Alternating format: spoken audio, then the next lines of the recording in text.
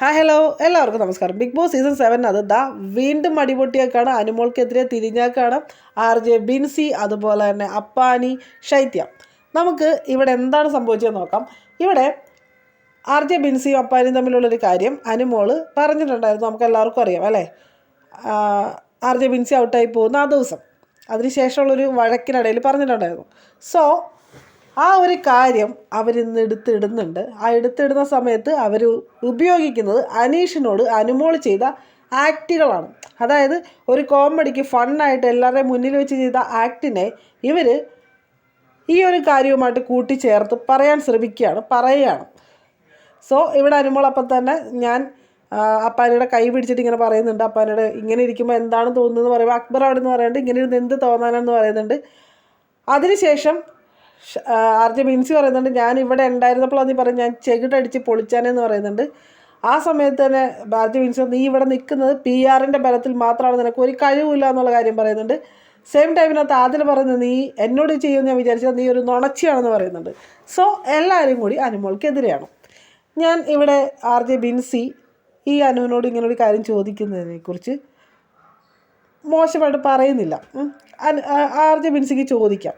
പക്ഷേ എന്തുകൊണ്ടിട്ടാണ് RJ ബിൻസി ചോദിക്കുന്ന ഈ കാര്യം ജനങ്ങൾക്ക് ആക്സെപ്റ്റ് ചെയ്യാൻ പറ്റാത്തത്? കാരണം വേറൊന്നുമല്ല, RJ ബിൻസിയും അപ്പാനിയും അവിടെ നിന്ന് അല്ലെങ്കിൽ ആ ഒരു സംഭവം ഉണ്ടായ സമയത്ത് ജനങ്ങൾ സംസാരിച്ച കാര്യമാണ് ബിഗ് ബോസ് ഹൗസിനകത്ത് അനുമോൾ സംസാരിച്ചത്.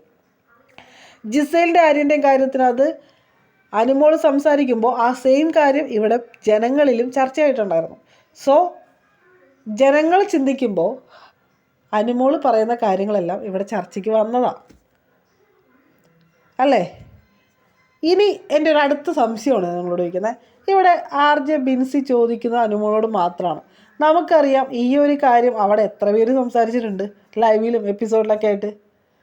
അവർ തമ്മിൽ ഇത്രയും ബോണ്ടുണ്ടായിരുന്നു, അവനെന്തിനാണ് ഇത്ര കരഞ്ഞത്, അങ്ങനെയാണ് ഇങ്ങനെയെന്നൊക്കെ എത്ര പേര് ചോദിച്ചിട്ടുണ്ട്. എന്തുകൊണ്ടിട്ടാണ് അവരോട് ഇത് ചോദിക്കാഞ്ഞേ? കുറച്ച് ഹെൽത്ത് ഇഷ്യൂസ് ഉണ്ടേ.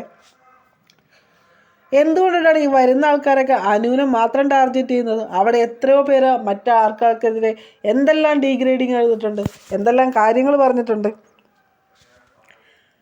ഇതൊക്കെ ഒരൊറ്റ പ്ലാനിങ് ആണ്. അതായത് ഇവരിവിടുന്ന് പോകുന്നതിന് മുൻപ് തന്നെ പ്ലാൻ ചെയ്ത് കരുതിക്കൂട്ടി കയറിയേക്കണ കാര്യങ്ങളാണ്.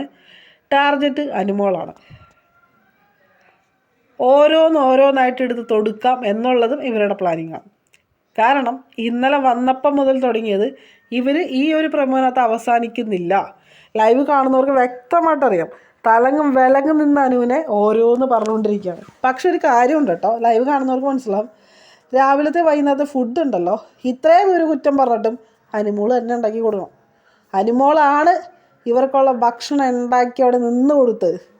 അനുമോൾ പറയുന്നുണ്ട് വൈകുന്നേരം ഞാൻ കയറുന്നില്ല. അത് എൻ്റെ ഒരൊറ്റ കൺസെൻ്റാണ്. ഇത്രയും വൈരാഗ്യമൊക്കെ ഇവരുടെ ഉള്ളിലുണ്ടെങ്കിൽ, അല്ലെങ്കിൽ ഇത്രയും ദേഷ്യം ഇവരുടെ ഉള്ളിലുണ്ടെങ്കിൽ അനുമോളെ മാറ്റി നിർത്തിക്കൊണ്ട് ഇവർക്ക് ഒരു ഫുഡ് ഉണ്ടാക്കിക്കൂടെ? എന്തുകൊണ്ട് ഇവരത് ചെയ്യാത്ത? വെൽ പ്ലാൻഡ് എന്ന് വെച്ചാൽ വെൽ പ്ലാനിങ് ആണ് ഇവിടെ നടക്കുന്നത്. ഒരു രക്ഷയില്ല കേട്ടോ. നമുക്ക് കാണുന്നവരൊന്നും പൊട്ടന്മാരല്ല അല്ലേ. കുറേ ആൾക്കാർ പൊട്ടന്മാരായിട്ട് നടിക്കുന്നുണ്ട്. ഇതൊന്നും ഒരു എന്താ പറയുക ഗെയിമല്ല, ഇതൊന്നും ഇവരുടെ ഒരു പ്ലാനിങ് അല്ല എന്നുള്ള രീതിയിൽ. പക്ഷെ വ്യക്തമായിട്ട് നമുക്ക് മനസ്സിലാവും ഇതെല്ലാം ഇവർ കരുതി കൂട്ടി ഒരാളിലോട്ട് വോട്ട് എത്തിക്കാൻ വേണ്ടി ചെയ്യുന്ന പരിപാടികൾ തന്നെയാണ്. ഇവരിവിടെ ആരും അനീഷിനെ ടാർഗറ്റ് ചെയ്യുന്നില്ല വലുതായിട്ട്. ഇവിടെ ആരും നമ്മുടെ നവിനെ ടാർഗറ്റ് ചെയ്യുന്നില്ല, ആദിലിനെ നൂറേനെ ടാർഗറ്റ് ചെയ്യുന്നില്ല, അക്ബറിനെ ടാർഗറ്റ് ചെയ്യുന്നില്ല. എന്തുകൊണ്ട് അനുമോളെ മാത്രം? സോ അനുമോൾ മാത്രമാണ് അപ്പോൾ അവിടെ ഗെയിം കളിച്ചിട്ടുള്ളതെന്ന് ഇവർ കാണിച്ചു തരിക. എന്തായാലും നമുക്ക് കാത്തിരുന്ന് കാണാമല്ലേ എന്തൊക്കെയായിരിക്കും ഇതിൻ്റെ പര്യവസാനം എന്നുള്ളത്. എത്ര നേരം അനുമോൾക്ക് തന്നെ പിടിച്ചു നിൽക്കാൻ പറ്റുമെന്ന് നമുക്ക് നോക്കാം. എന്തായാലും ഭയങ്കര സഹനശേഷിയാണ്. എങ്ങനെ ഇങ്ങനെയൊക്കെ സഹിക്കാൻ പറ്റുന്നതെന്ന് എനിക്ക് മനസ്സിലാവുന്നില്ല. ഞാൻ അനുമോൾ ഒരിക്കലും പൂർണ്ണമായിട്ടും ശരിയായിട്ടുള്ള ഒരാളാണ്, തെറ്റൊന്നും ചെയ്യുന്നില്ല എന്നൊന്നും പറയുന്നില്ല.